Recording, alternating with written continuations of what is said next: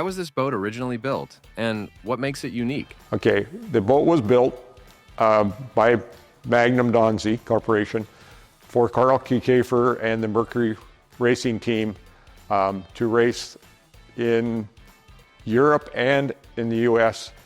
I get these answers from my family, and it was built in, I thought it was 67 or 68. The motors appear to be a 69. I found that when I was getting the decals for them.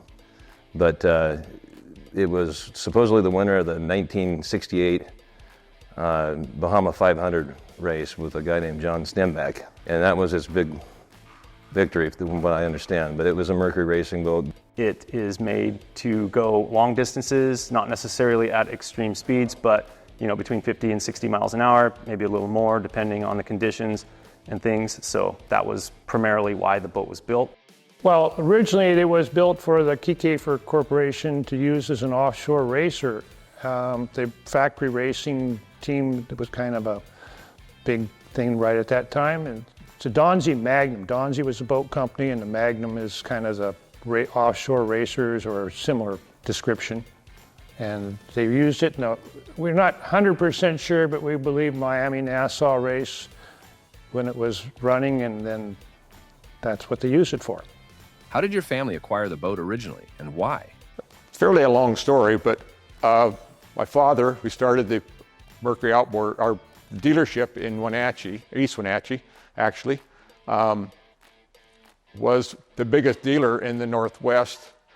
Originally, my father was attending, Mercury had awards for dealers that were doing good jobs for Mercury outboards, and they were in a dealer congress, and he spoke with Carl Kiekhaefer about getting a boat because they were having races around Whidbey Island, and my father wanted to participate in that, and so he made arrangements with Kiekhaefer to pick up the boat. Grandpa was really into racing. His father was into hydroplanes. Grandpa was into racing hydroplanes. They liked going fast in boats. They liked racing boats. It wasn't so much cars or anything else like that. So Grandpa, Bob, drove down, was at the Mercury Dealer Congress, spoke to Carl Kiekhaefer, told him that he was interested in a boat like this for using it up in the Northwest, races around the Northwest, and he asked him if it would be all right if Carl would be willing to sell him one. And Carl liked my grandpa, and they had a personal relationship. So he said, "Sure, Bob, I'll be happy to sell you a boat. Just come on down and pick out the one you want, and we'll make some kind of number work, and you can take a boat home." And so when my grandpa drove down to Florida, he purchased a brand new truck in 1971, drove with my grandma down to Florida, put a trailer on top of the truck, and then picked up this boat. He chose this one out of the many he had the option to choose, and loaded it on the trailer and drove it home. Was this a normal thing for Bob to do? Yeah, I think if he was interested in it, it would be normal, but it was pretty abnormal to be able to have the opportunity to buy something like this. He would take anything that was racing or at a reasonable price, whether it was normal or not. It was just the way he did things. That things that were free or cheap, he would get. And the fact that the race boat made it all that much more important to him. Well, he grew up racing, and he was raced boats with his father. He was a deck man in the old days, and then after my grandfather raced all over the Northwest in his little race boats, the 460s, and my father raced those, and so he was always wanted to race, and so that was just kind of a thing that he had in his agenda to do. Anything that was fast, he liked. How often did the boat run after it was acquired? Did it ever compete? The way I recall it, because I rode in it, I think it was 1984, and the way I recall it, it was either my grandfather and Everett Gill or my grandfather and Dan File were racing it. Tom had built a mold off the boat and built another boat that was slightly shorter than this called the P40. And I recall that I really wanted to ride in the P40, but I got to ride in the 303. Now I'm pretty happy about that. But I think it was Dan File and my grandfather that gave me a ride in it. So I thought it was racing that day, but Tom would know better than that. So it ran occasionally up here in the Northwest. My grandpa didn't race it that much. He really originally wanted it for a race. There was an endurance race around Whidbey Island that he wanted to run it in. And when he got here, either the rules changed or something had happened where you could only run twin outboards. This is a triple, so he was unable to run it in that race. He did try to enter it in several different races around the area. There was one in Moses Lake. There was a race in Chelan that it ran in. It had mechanical issues. There was an issue with the starboard engine.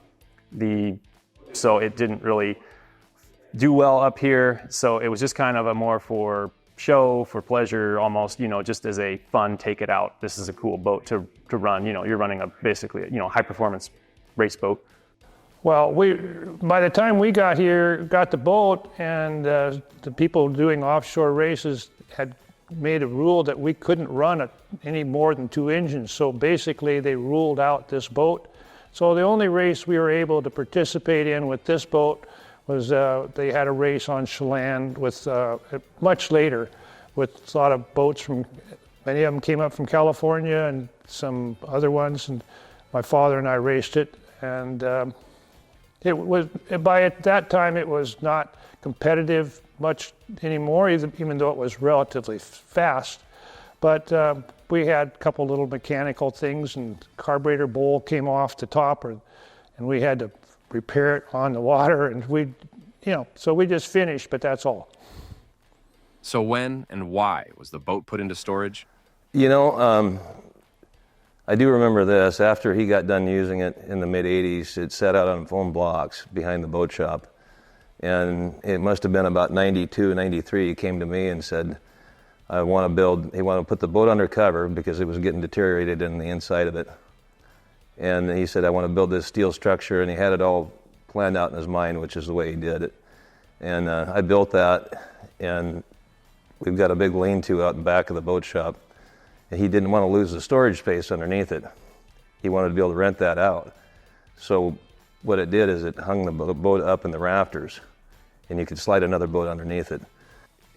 Probably gotten put in storage because lack of time and interest in doing anything, and there were no races in the Northwest that he could actually race it in. So it had no actual purpose other than just for show. And it was taking space in the lot, so we actually had to put it up in a covered storage up in the air above the other ones. It was put because, again, the technology was changing. The boat was becoming dated in the sense that it just couldn't keep up with other newer modern technology boats. And also there were other things that the family was doing. They were trying to grow the business. The sons were coming in and doing more business related things. So they didn't have time for all this racing stuff. When did your family start this restoration project, and why? Must have been about 2019, 2018. Why did I do it? It seemed like something that would be fun to do. And quite honestly, I wanted to get Tom involved in something, and it's always fun to see Tom get involved in things because he gets obsessed. He was a little bit aggravated with me when I got it down, I remember, which then I knew I had him. Okay, July of 2018, they decided to take it out of the rafters and do something with it rather than let it sit up there and rot any more than it was doing. And by taking it down, it was necessary to have it, I guess, rebuilt, basically, all the deterioration from the age. And I guess to make a museum piece out of it, basically. Well, I think it was really nice that the younger folks wanted to restore it and make it look the way it does. And Tom did a really nice job getting the lower units fixed up so that we can run it more or less as a piece of history that actually is usable and on the water. It isn't just a static display, and it does run out real nice. It still handles a little bit difficult, but that's just the nature of the beast.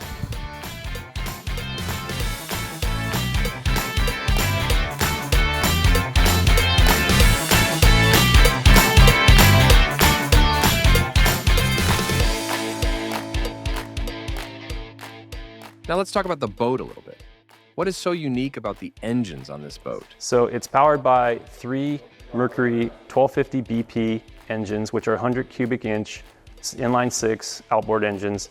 The BP stands for blueprinted, so that means that the factory went through and completely tuned the engines, balanced the engines, rods, pistons, all that was put together in an engineered way so that it produced more than 125 horse. We think it's around 140 horsepower engines.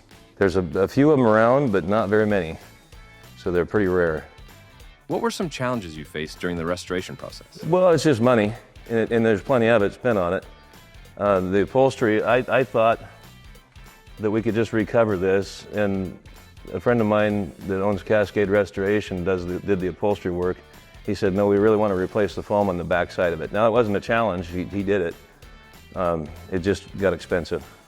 But the biggest challenges were those lower units. And Tom ran into the technical issues. Well, as far as the boat, the body of the boat, I had very little to do with that. But obviously some of the challenges were more for me and other people that were not doing the graphics, I guess, of the boat, was the wiring that was used back in the industry back in 69, 70, 68 even, would rot just from age. Didn't have to see sun, oil, or anything. So all the wiring in the boat and on the motors had deteriorated to the point where they were no longer functional. What's the future for this boat? So we're fortunate that Grandpa decided not to ever sell this boat after he acquired it. We know he had the opportunity. People would constantly ask about it when it was up in the rafters. You know, everybody down at the store thought, well, you know, Bob sells anything because he loves making a buck. But this was a personal thing for him. He didn't have any desire to ever part with this, at least in his lifetime. So we're fortunate that you know, family, Andy and Tom, were able to take on the project and get the input, you know, from Dan and Dick and the help that everybody did to bring this back and the help to run it once it did get back in the water. So as far as the future for the boat is concerned, definitely on display. It wants to be shared. It needs to be shared. It's a really cool piece of racing history that, especially boat racing history, that just needs to be out there. Well, I think it's something that's kind of historic.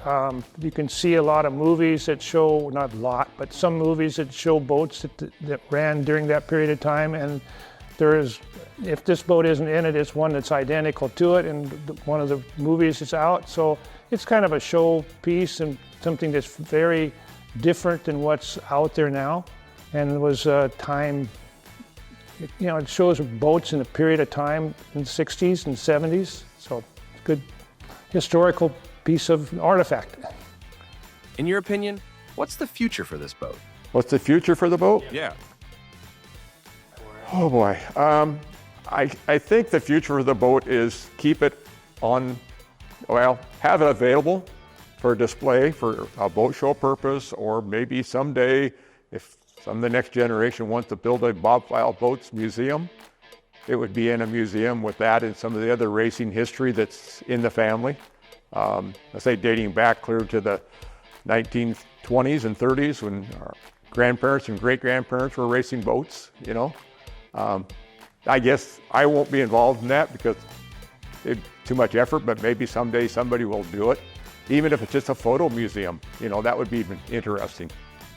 It's going to stay in the family, and we'll keep care of it. We'll keep it undercover, take it out to certain events. That's going to be the future as long as my cousins and I are alive.